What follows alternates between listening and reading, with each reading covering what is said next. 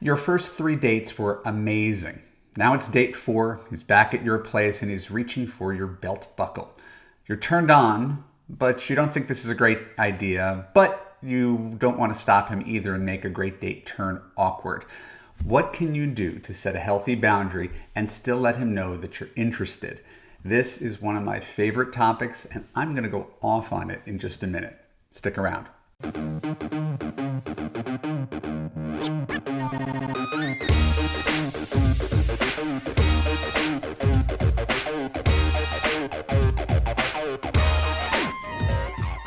I'm Marc, Katz, dating coach for smart, strong, successful women and your personal trainer for love. Welcome to the Love You podcast.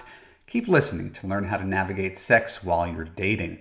When we're done, I'll let you know how you could apply to Love You to create a passionate relationship that makes you feel safe, heard, and understood. So if you're fine having sex with someone who never calls you, or if you're the woman who is super sex positive and you want to test drive the car before you buy it, that's perfectly fine. I don't judge you. It makes you no different than me. And you don't need to listen to this video. Right? This video is very specifically for women who are tired of sleeping with men and discovering that afterwards the relationship doesn't actually go anywhere and they feel bad about it. So again, this is not necessarily for everybody, but this is for women who are tired of sleeping with men and discovering that the sex doesn't mean anything and the relationship doesn't take off. I'm going to give you a step-by-step explanation of why it's useful to make men wait for sex and exactly what to say to him to make him buy in. I've done this before in previous videos, but I've got a new angle on it today. I think you're going to enjoy it. I'm going to give you very specific scripting on how to talk and why to say what I'm going to ask you to say. If you enjoy this empowering advice that I'm about to share with you, make sure you click on the link below to apply to Love You. It's my signature course that helps you understand guys and fix your broken man picker once and for all. The best way I could help you is to get you into Love You and have you join my community of smart, strong, successful women who are falling in love, getting married, and setting healthy boundaries with men. So now back to sex. So this is a concept I teach in the sex unit of Love You, and it's a concept called sexclusivity. I didn't trademark it, but it's mine. It's basically the idea that you don't sleep with any guy who's not your boyfriend.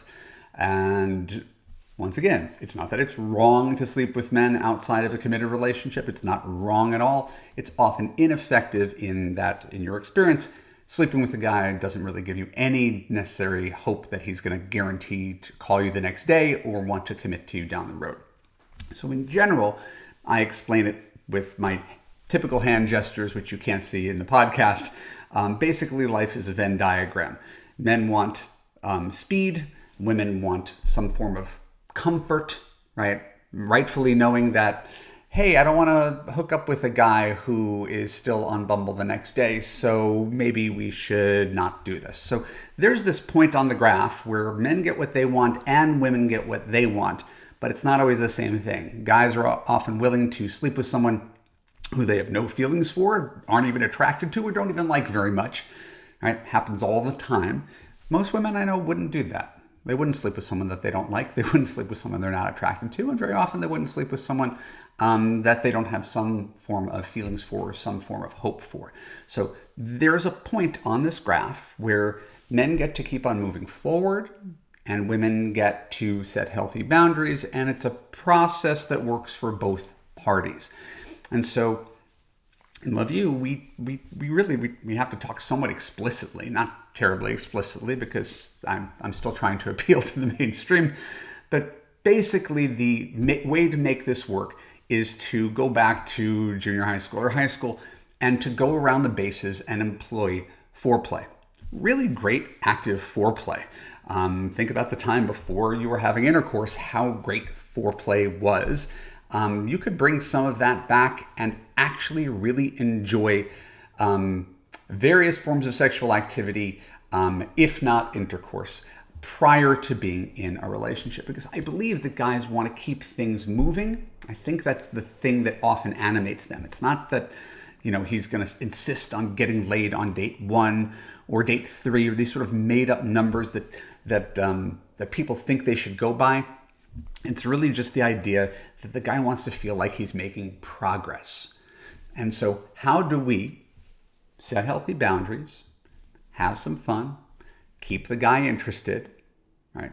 Have you feel more tethered to him, have him make an effort for you. Well, this is all built up in the process of foreplay, right? You want to pace and alternate your dates. So let's say you go up on a date and end of the date, he makes a move to kiss you and you're attracted to him.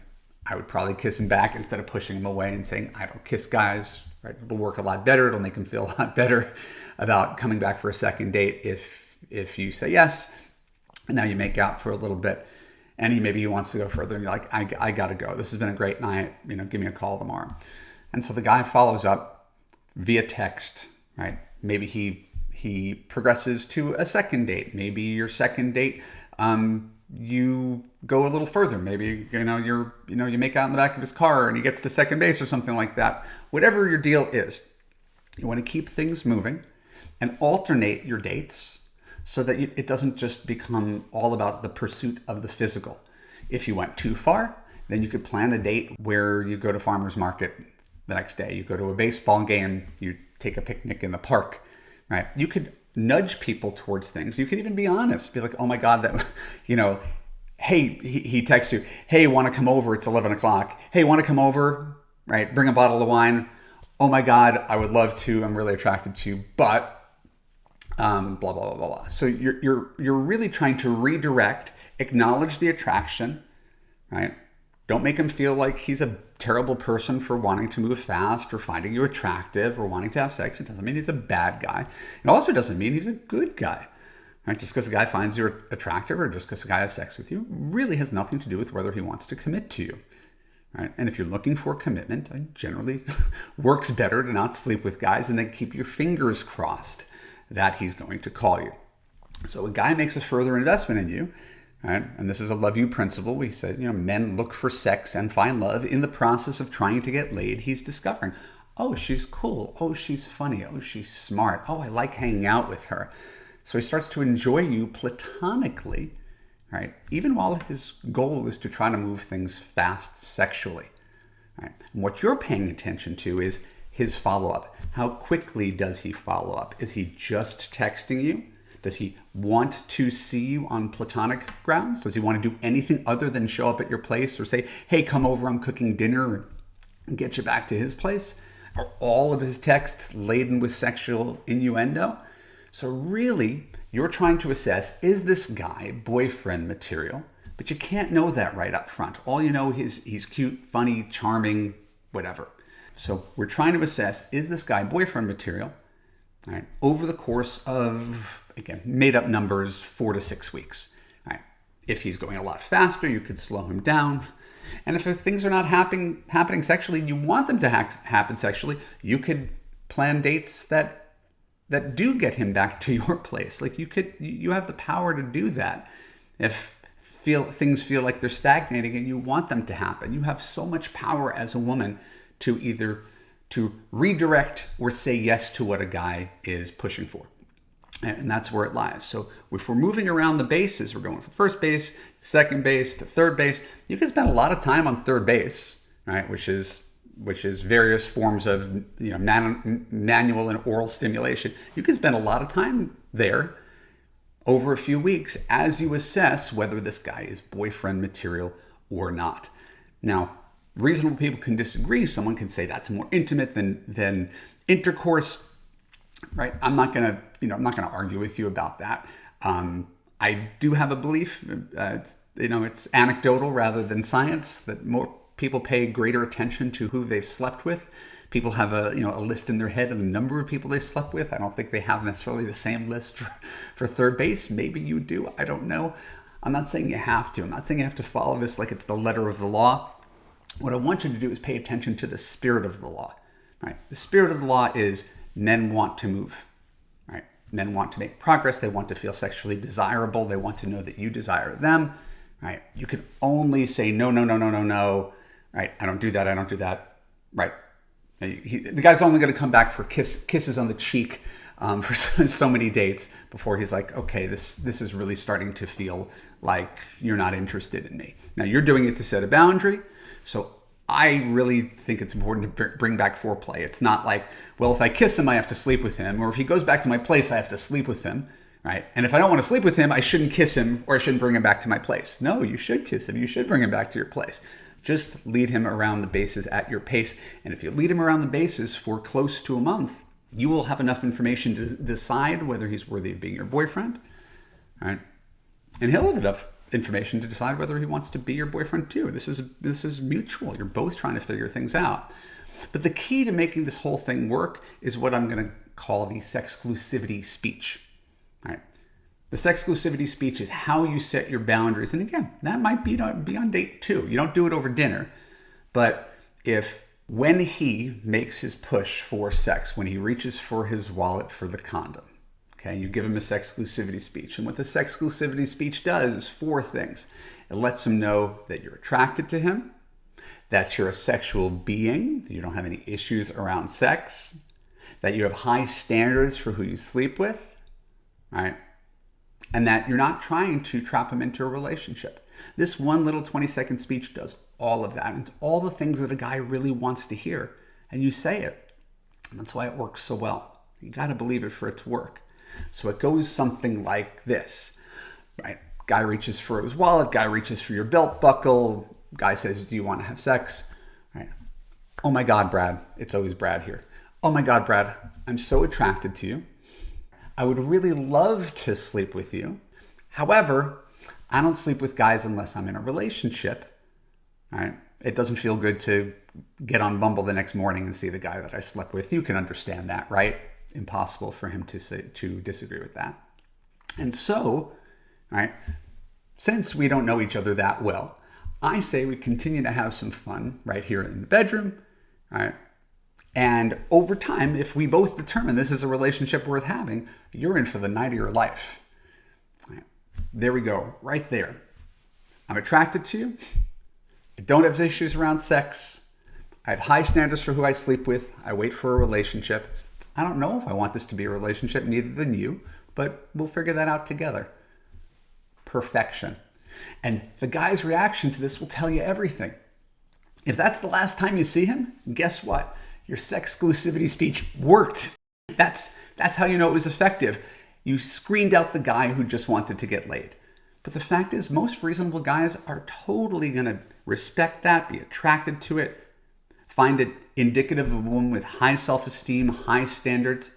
Right? The wrong guy bails, the right guy sticks around and says, cool, right? And you continue to have some fun, you continue to see each other, and the picture becomes clearer over the next few weeks as to whether you're worth being in a couple and having sex.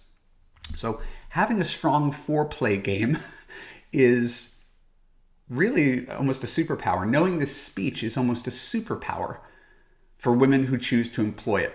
Now, I've gotten a lot of shit on the internet from people who disagree with me here. I don't expect you to agree with everything I say, but I do hope you can consider that I've taken a lot of women, thousands of women through this in my Why He Disappeared book, through Love You, and they employ sexclusivity to great effect. So they don't get hurt by sleeping with guys who are strangers, who don't call them, and they indicate to guys right up front that they're interested, they're sexual, and that they have high standards and boundaries, and the right guy is going to see fit to give you a month before you both figure that out together.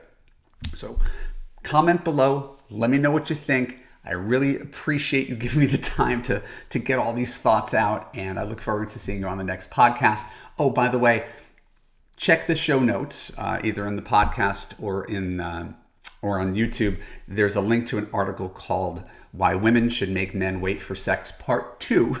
I wrote about this at length on my blog years ago. It remains the best defense of these ideas because it has all the objections to these ideas written in there. So check that out as well.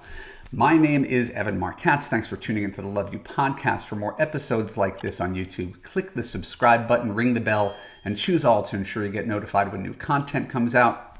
If you're listening to the audio podcast, please share an honest review on Apple. More reviews equals more awareness of the Love You podcast and more love in the world. And if you want to have an easy relationship that makes you feel safe, heard, and understood, look for the link below. Go to www.evanmarckatz.com to watch my free video on how to gain confidence, attract quality men, and fix your broken man picker. When you're done, you could apply to Love You to join hundreds of other smart, strong, successful women from around the world in a coaching community where women like you get the unconditional love that you deserve. I'll see you there. Thanks.